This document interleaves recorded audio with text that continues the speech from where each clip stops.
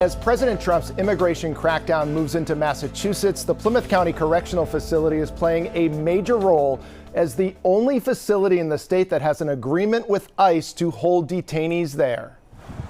Inside the Plymouth County Correctional Facility.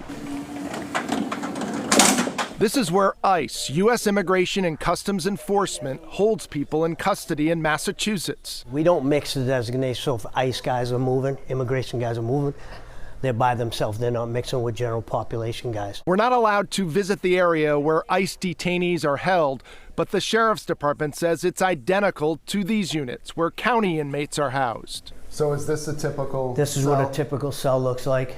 You're busy. Those numbers are up.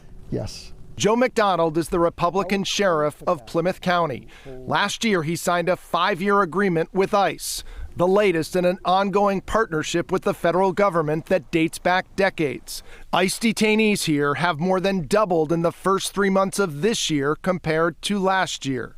What we have seen under the Trump administration is that population that we're holding is more of what I would characterize as a dynamic population, meaning they're on the move. That 500 individuals that we have on a Monday are not the same 500 individuals that we're going to necessarily have on a Friday. You're the only agency in the state with this kind of relationship with ICE. Why do you do it? I think cooperation amongst all law enforcement, federal, state, county, local, it's important.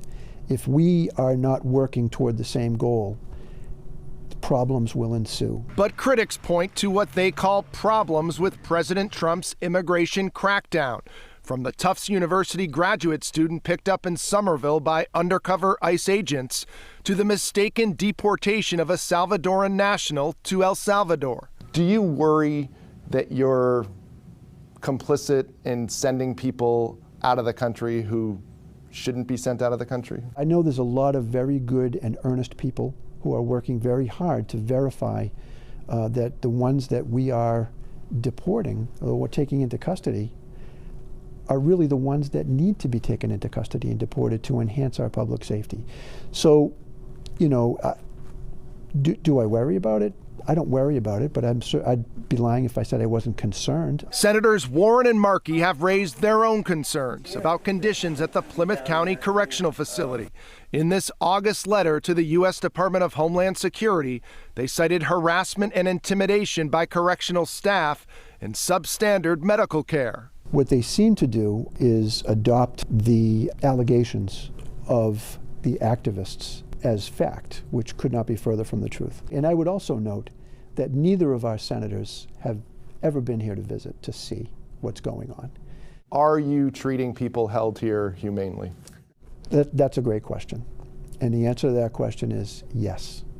We treat people here, everybody that is here, humanely.